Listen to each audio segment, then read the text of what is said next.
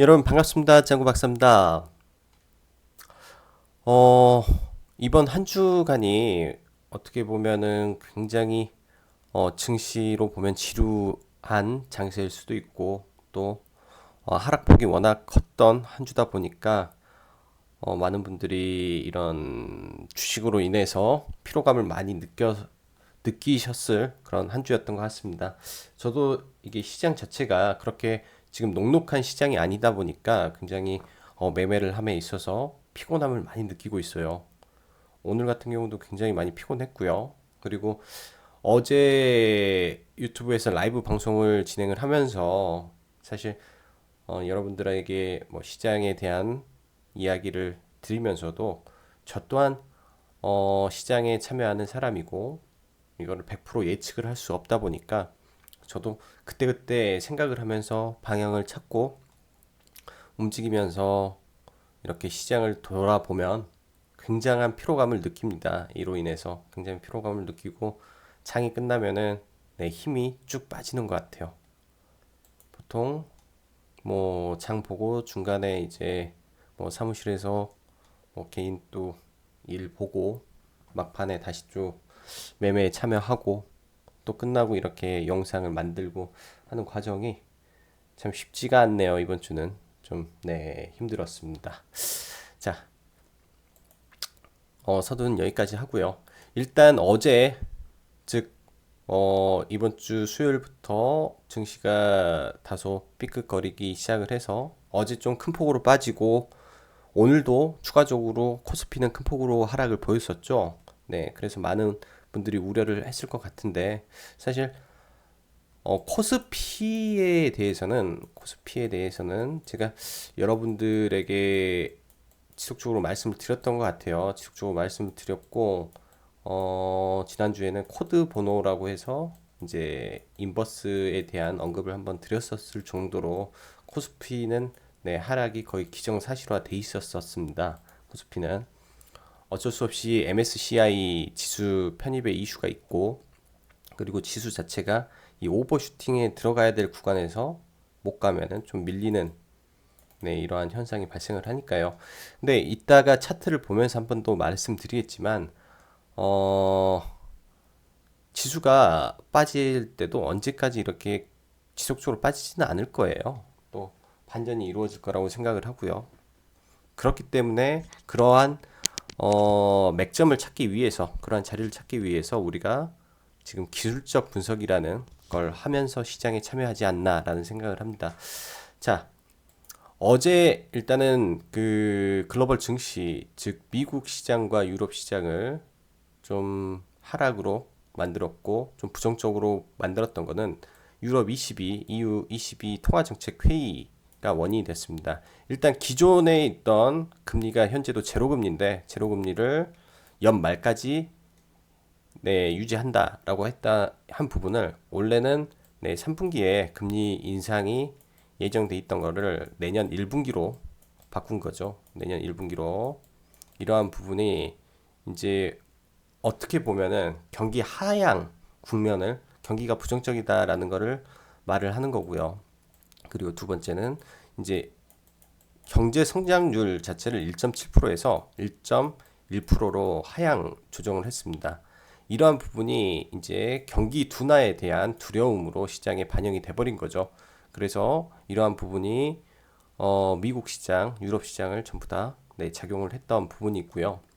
그리고 추가적으로 어, 예전 금융위기 때부터 즉 2000 금융위기 시절부터 이런 양적 완화를 해서 유동성을 공급했던 부분을 2015년도부터 유럽이 이 테이퍼링을 했어요. 자산 매입 프로그램을 돌려서 자금을 회수를 했는데 이미 이제 이게 어느 정도 끝난 상태에서 이 자금을 다시 재투자하겠답니다. 즉 이 말은 추가 유동성 공급을 함으로써 경기 침체를 막겠다라는 거죠. 선제 대응을 하겠다. 사실 이런 부분은 국내 증시에는 좋은 부분이라고 생각을 해요. 왜냐면은 일단은 MSCI 지수 편입으로 인해서 자금이 빠져나갈 부분이 5월 달부터 발생을 하죠. 5월 달하고 11월 달 두 번 발생을 하는 부분에서 이제 이 자금이 5월 달에는 들어오진 않고 아마 9월에서 10월 달에 유럽계 자금이 다시 들어올 가능성이 열렸다라고 네, 저는 생각이 됩니다. 그 말은 즉슨 시장이 아마 3월 지나서 4월 달부터는 큰 폭의 조정을 보이면서 큰 폭의 조정을 보이다가 뭐 이런 식으로 가다가 이제 5월 때쯤 되면 한번 강하게 출렁이겠죠. 그리고 11월 달에 또 대규모 빠져야 되니까 또 10월 달에 빠지겠죠. 근데 이 빠질 때 유럽계 자금이 들어오겠다. 그러면 이때 바닥을 잡을 수도 있겠다 하는 그 연간 단위의 빅피처를 하나 그릴 수 있는 중요한 단서가 나왔다라고 오늘 생각이 됩니다. 중요한 단서가 올해만 해도 작년 연말부터 올해까지만 해도 유럽계 자금이 1조 얼마가 빠져나갔어요. 이미 지속적으로 유럽계 자금은 국내 시장에서 빠져나가고 있으니까요. 근데 이러한 자금이 다시 들어올 수만 있다면 중장기적으로는 호재성 발언이다라고 생각을 하고 단기적으로는 악재다라고 말씀드리고 싶네요. 그리고 중국 증시가 오늘은 반대로 2%대 급락을 보였는데 이 부분이죠. 지금 수출이 2월달 수출이 20% 급감을 했다라는 부분이 원인이 돼서 하락을 했고 중국과 영향을 많이 받는 그 쪽이 전기전자 섹터예요. 중간재가 나가기 때문에 플러스 화학. 그래서 최근에 이쪽 섹터가 네, 오히려 많이 빠졌던 것 같기도 해요. 미리 알고 말고 많이 움직였다라는 생각을 들고 그리고 여러분들도 장중에 느꼈다시피 지금 수급이 없어요. 수급 코스피 코스닥 전부 다 해서 수급의 부재가 있고 오늘 같은 날은 양매도 장세인데 제약하고 엔터 쪽에는 수급이 들어왔죠. 엔터 그러면은 이제 다 매도하는 통에 여기에 수급이 들어왔다면 다른 곳은 더 많은 매도 물량이 나왔다라고 밖에 말씀을 못 드리는 거죠. 그렇게 우리는 이해를 해야 되는 겁니다. 그리고 다음 주도 여전히 네, 이 관련해서 이슈가 있을 거고 선물 옵션 만기의 영향이 분명히 있을 거예요. 즉 이게 하방으로 지금 이미 선제적으로 많이 빠졌기 때문에 추가적으로 급락을 할까라는 의문은 좀 있는데 장중에 흔들릴 수가 있어요. 이렇게 급격하게 흔들릴 수가 있으니까 특히 코스피는 네, 조심을 해서 보는 게 맞을 것 같고 지금 프로그램으로만 1월 달부터 프로그램으로만 거의 5, 6조가 매매가 됐습니다. 즉 이거 보고 차액, 비차액 거래라고 하는데 비차액 거래 물량이 이 정도로 들어왔어요. 즉 선물하고 뭐 이런 베이시스에 영향이 없는 자금이 이 정도 들어왔는데 이 금액이 어떻게 증시를 흔들어 버릴지 저는 사실 모르겠습니다. 어떻게 흔들어 버릴지 그 부분은 이제 다음 주 가서 좀 더 봐야 될 부분인 것 같고 그리고 금일 보면은 이제 중국 소비주가 비교적 강세를 보였는데 일단은 지금 시장에 오전에도 코멘트를 드렸던 부분이 지금 중국 소비 그리고 제약 그 다음에 수소는 워낙 많이 빠져 있어서 일단은 더 빠질까라는 단기 반등 정도로 생각을 하는 거고요. 제약은 모멘텀 살아있고 중국도 지금 지속적인 이슈가 나오고 있어가지고 보는 거니까 이런 쪽 섹터는 아직도 괜찮은 것 같아요. 그리고 오늘 보면은 장중에 이 외에도 미세먼지 관련 테마가 상대적으로 강했습니다. 상대적으로 강하고 이런 이제 마스크 쪽보다도 실질적인 그 테크 업체 쪽에서 실적이 뒷받침되다 보니까 좀 강한 흐름을 보여줬고 그 다음에 지금 시장이 좀 하락하는 분위기다 보니까 엔터 쪽에서 경기방어 주 성격을 띠는 것 같아요. 경기방어 쪽. 그래서 키스트부터 해가지고 그 다음에 SM 한번 공략해서 먹고 오늘 다시 SM을 공략을 했는데 일단은 그렇게 큰 변동성은 없는 쪽이 엔터였지 않나라는 생각을 합니다. 자, 그럼 매매 동향 보면서 추가적으로 말씀드릴게요. 프로그램 쪽은 제약으로 들어왔어요. 제약으로 막판에 뭐 셀트리온 헬스케어를 강하게 끌어올리더라고요. 그런 부분 있고 수급은 별 다른 의미가 없었습니다. 금일은 코스피는 뭐 양매도 강하게 들어왔고요. 기관 외인 합쳐서 3천억을 팔았으니까. 그리고 코스닥도 별반 의미 있는 건 없었죠. 단지 이제 장으로 보면 이 제약 쪽 양매수 들어왔다라는 거, 그다음에 엔터 쪽 강하게 좀 당겨줬다라는 거 정도로만 생각을 하고, 오늘 5G 쪽이 생각 외로 크게 많이 빠졌어요. 5G 쪽이 자꾸 주춤하네요. 가야 될 자리에서 5G가. 지금 코스피를 보면 지금 외인 쪽의 유출이 지금 조금 많습니다. 최근에 생각보다.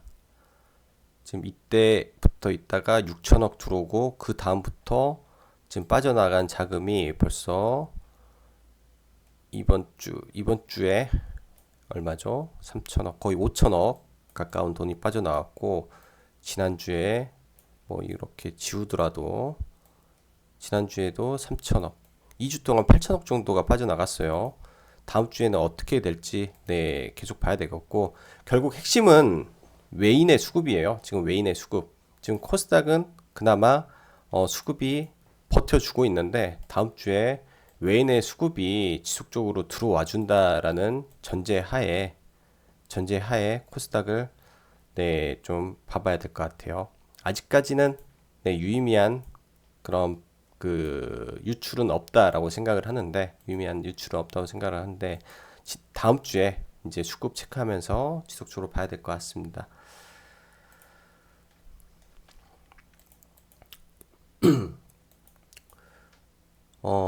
나스닥 보죠. 나스닥 다행히 아래 꼬리를 달아줘서, 오늘은 제가 좀 특별히 카페에 장 전에 이제 글을 올렸는데요. 장 전에 글을 올렸는데, 일단은 심리적인 부분이 있어요. 미국 증시에 일단은 바닥을 잡아줬고, 여기에서 이 저점만 안 깨고 돌린다면, 여기서 돌린다면 기술적 분석으로 볼 때 여기서 이렇게 돌리면은 쌍봉찍으로 가는 그런 모습이 나올 거예요. 단기 반등. 그 다음에 흘러내리던지. 이러한 모습을 일단은 희망을 해보고요. 오늘 밤, 내일 밤에 FOMC 그 파월 연설이 있는데, 이상한 소리만 안 했으면 좋겠어요. 그냥 이상한 소리만 안 하고 평소랑 비슷한 수준의 발언만 해주면 크게 문제 없을 것 같다라는 생각을 하고, 일단 중국 증시는 이 자리가 큰 저항이었던 것 같아요. 큰 저항을 올려놓고 급락으로 했으니까 몇 번 해서 이렇게 가겠죠. 여기서 박스권 그릴 확률이 높겠네요. 중국 증시는 여기서 박스권으로 갈 확률이 높고, 일단 중국 증시가 빠졌던 건 이 수출이 좀 많이 빠졌더라고요. 이 부분 포인트로. 그래서 4포인트 빠졌으면은 꽤 많이 빠진 거니까, 많이 빠져가지고 차이가 많죠. 이 이전치랑. 그래서 이게 중국 증시를 발목을 좀 잡았다라고 할 수 있겠습니다. 자, 그럼 국내 종합 한번 보고요.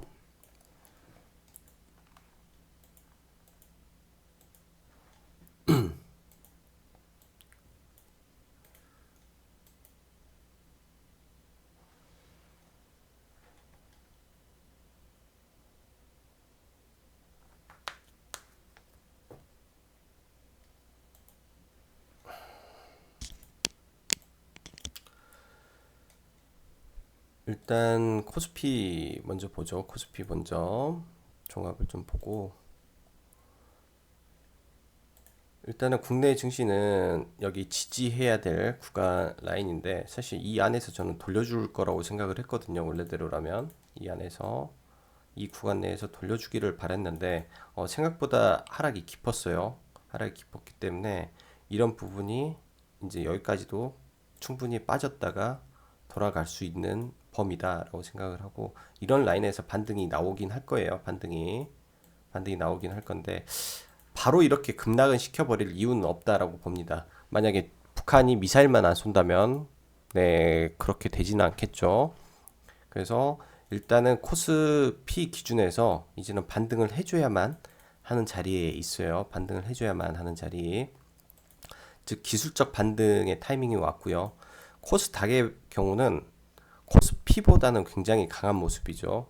코스피보다는 굉장히 강한 모습이고 여기서 이렇게만 올려준다면 아직까지는 네 크게 네 문제가 없는 구간이라고 생각을 해요. 일단은 여러분들도 아시다시피 제약바이오가 안 무너졌습니다. 이번에 아마 그 부분에서 시장이 지탱이 된 거라고 저는 생각을 하고요. 결국 제약바이오가 버텨준다면 시장 더 코스닥은 더 갈 거라고 생각이 됩니다. 코스닥은.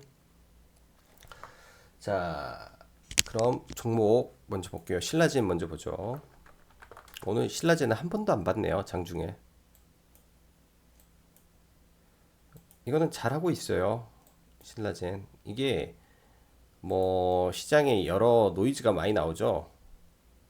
여러 노이즈가 많이 나올 거예요. 예를 들면은 뭐 12 발행이 어땠네 저땠네 말이 나오는데 다 무시해야 되지 않나 싶어요. 다 무시해야 되지 않나. 이러다가 또 여기 툭 떨어지면 또, 또 괴로워요. 근데 어쩔 수가 없는 것 같아요. 이거는 그냥 추세로 가고 있으니까 가더라도 이렇게 갈 거니까 간다라고 가정을 하고 보고 있는 거고 워낙 무거운 종목이라 이렇게 해서 삼각 수렴을 이렇게 하고 갈 수도 있어요. 이렇게 하고. 자, 그 다음에 코아스템 보유자 영역입니다. 보유자 영역. 보유자는 그냥 여기까지 네, 전혀 문제 없으니까 보시고요. 이런 거는 예를 들어서 얘가 여기를 넘는 순간 뭐 이런 전문가라든지 등등한테 이제 발견이 될 거예요. 여기까지는 몰라서 못해요. 왜냐면 눈에 안 띄는 구간이 여기였거든요. 눈에 안 띄는 구간. 지금은 눈에 띄는 구간이라 발견되면 추천 나갑니다. 추천 제가 봤을 때 일반 전문가들 인스코비도 괜찮아요. 전혀 문제 없습니다. 지금 시장이 밀려서 다 같이 밀린 거라고 생각을 하고요. 메디포스트 얘도 똑같이 문제 없고 지금 제 생각은 여기를 안 깨고 원래는 안 깨고 여기 위에서 조정받다가 가면 가장 베스트였는데 일단 깼죠. 11선까지 보는 전략으로 갈게요. 11선까지 이렇게 올라올 거예요. 지금 이거 중간이니까 얘 올라와서 닫고 빵 가는 걸로 저는 생각을 합니다. 그 시나리오로 보고 있어요. 메디포스트는 삼진제약 좋고요. 이 라인에서 왔고 여기까지 밀려도 겁낼 필요 없어요. 전혀. 얘가 밀려서 그러면은 네, 좀 더 싸게 살 수 있구나라고 생각을 해야 되는 거거든요. 왜냐면 이 기준봉의 윗 라인에서 이런 라인 깰까요? 저는 안 깰 것 같아요. 쉽게 시장이 무너져야 깨지지 네, 쉽게 깨지지 않을 것 같습니다. 그리고 지트리 BNT 얘는 좀 다소 밀렸네요. 여기서 반등 나와줘야 돼요. 이제 여기서 반등 나와줘야 되고 추가 매수는 예를 들어서 처음 뭐 이런 자리에서 매수를 했다. 여기서 추가 매수가 아니라 여기서 추가 매수를 해야 돼요. 그래야 단가가 맞을 거예요. 그 전까지는 기다렸다가 그리고 파미셀 시장 수급이 좋아요. 얘가 안 무너지네요. 오늘도 봤는데 지금 이렇게 올려서 얕게 수렴하고 이렇게 올려서 얕게 수렴한다면 21선 타고 가면서 그 라인에서 한번 봐보겠습니다. 이 21선 라인 내려올 거라고 보여지고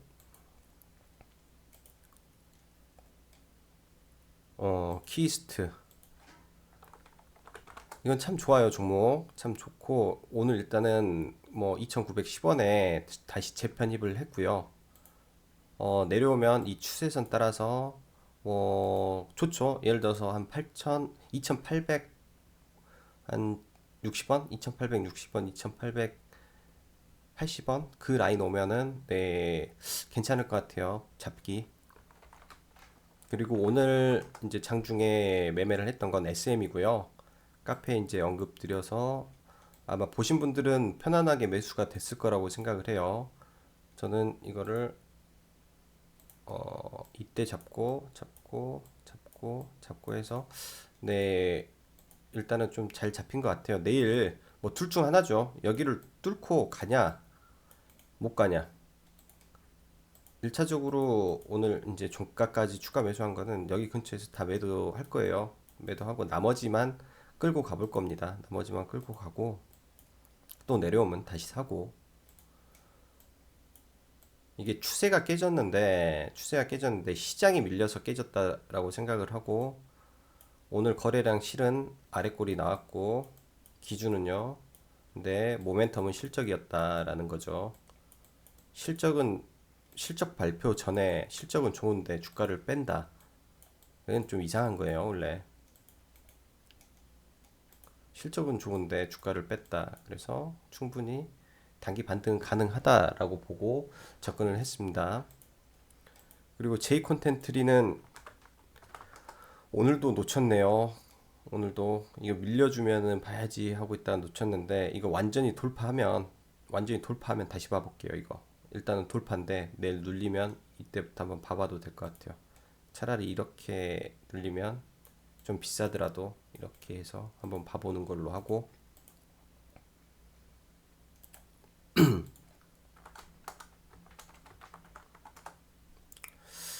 에피스템 일단은 조금 꺾이네요. 2평이 꺾이고 있어요. 여기서 얘가 이렇게 아래로 빠지면 이제 2평이 휘어요. 21선이 휘면 어쩔 수 없이 주가 휩니다. 그리고 이거를 돌리기 위해서 시간이 필요하죠. 그러면 주가도 내려왔다가 가야 되니까, 그래야 편입의 기준이 돼요. 얘가 밀리면 그래야 더 높게 갈 수 있어요.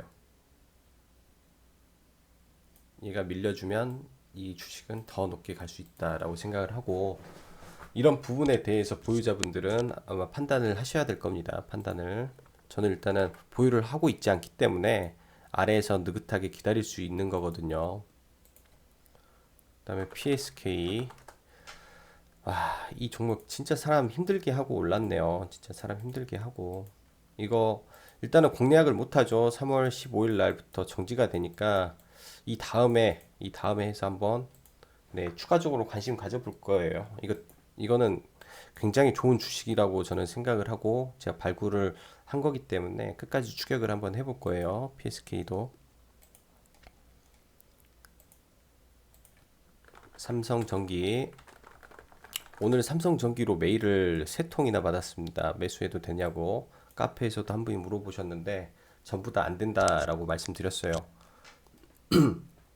일단은 제가 이제 언급드렸던 게 코스피, 그 다음에 선물 옵션 관련해서 조금 불안불안하댔죠. 근데 얘는 중국 소비주도 아니고 바이오도 아니에요.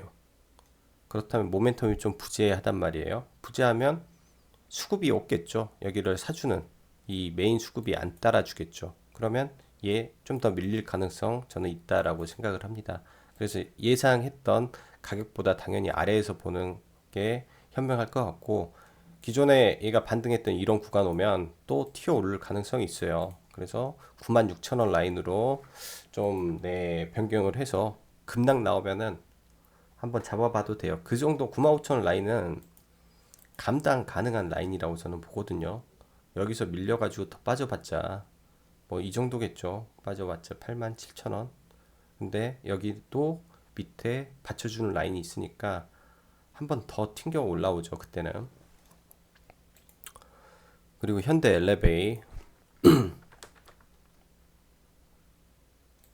경협주가 지금 굉장히 힘듭니다. 경협주가 많이 힘들어요. 지금 이거를 다시 매수를, 이제 물을 타면 절대 안 돼요. 지금 여기서 지금 라인은 이렇게 있지만은 이게 순간 깨져버릴 수도 있는 거니까, 자꾸 이 기사라든지 뉴스 쪽에서 조금 자꾸 노이즈가 발생을 하니까 어쩔 수가 없는 것 같아요. 이런 부분이 심리를 건드리고 있고, 그리고 이런 메이저라든지 외인들은 이런 기회에 공매도라는 거를 섞어서 쓰기 때문에 개인 투자자들이 이기기가 쉽지 않습니다. 지금 이러한 상황에서 그런데다가 약간 신용도 많으니까 이 고통이 좀 따라요. 신용 있으면 이게 돌리려면 한 달 반 걸릴 거라고 저는 보여지고요.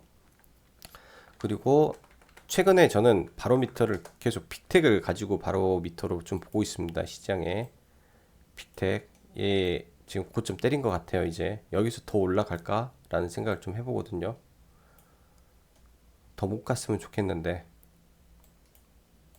맥스가 이거니까 얘가 고점 때리는지 한번 보고 이제 시장 대응하면 되겠어요. 얘가 죽어야 지정학적 리스크가 좀 떨어지구나라고 저는 판단을 내릴 수 있을 것 같습니다. 빅텍이 죽어야 돼요. 이거는 제가 보여드리는 거는 여러분들 보고 빅텍을 매매하라는 거는 절대 아닙니다. 빅텍은 네 잘못 매매하다가는 큰 일 나요. 큰 일 나. 그 다음에 제가 무슨 말을 하려고 했더라.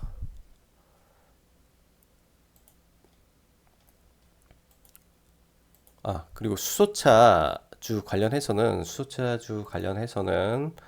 이게 주말에 일요일 날 항상 9시 일요일 날 9시 혹은 9시 30분에 유튜브에서 라이브 진행하니 수소차 제약바이오 섹터 한 번 더 보고요. 제약바이오를 추가적으로 더 발굴을 해내야 될 것 같아요. 왜냐면은 이제 트렌드라는 게 분명히 존재를 하고 최근에 이제 뭐 유틸렉스라든지 바이넥스라든지 캔서럽 그다음에 셀리버리 뭐 말하자면 굉장히 많죠. 말하자면 파맵신 지금 신규 상장 쪽에서 나오는 애들 있잖아요. 나오는 바이오들 굉장히 강하더라고요. 근데 이런 부분을 왜 생각을 해야 되냐면 재작년에 신규 상장했던 종목 중에 안트로젠이라는 종목이 있었는데 걔가 한 12배 정도 갔어요. 그리고 신라젠이 상장할 때는 27,000원에서 얘가 9,000원까지 떨어졌다가 얘도 15만 원을 갔죠. 그러니까 이제 이 제약의 패러다임이 바뀐 종목을 최대한 발굴을 해서 네, 그런 거를 좀 지속적으로 끌고 갈 수 있게끔 해봐야 될 것 같아요. 저도 그런 그 안에서 트레이딩을 지속적으로 해야 한 종목을 오래 끌고 갈 수 있거든요. 즉 사고 매매가 가능한 부분이니까 그런 부분도 여러분들하고 같이 한번 연구를 해보고 그리고 이번 주 일요일 날 네, 그 유튜브 라이브 하면서 이제 공동구매 제품을 이제 그 시간 해가지고 그 시간부터 그 다음 날까지만 해서 제품을 아마 판매를 할 거예요. 뭐 관심 있으신 분들은 카페 오시면은 그 배너가 있으니까 한번 확인 한번 해주시면 될 것 같고 정말 시장이 녹록지 않았습니다 이번 주에. 그러니까 주말에는 너무나 이게 많이 신경 쓰지 마시고 딱 주말 일요일 날만 주식 보시는 걸로. 그리고 보통 이제 주식하는 분들이 이 네이버 종목 토론 방을 많이 보잖아요. 근데 저는 거의 안 봐요. 이게 스트레스만 받더라고요. 그러니까 주말에 이런 종목 토론방 가서 뭐 정보 같은 거 보시지 마시고 가족들과 맛있는 거 드시면서 네, 주말 즐겁게 보내시기 바랍니다. 자, 그럼 여기까지 짱구 박사였습니다. 감사합니다.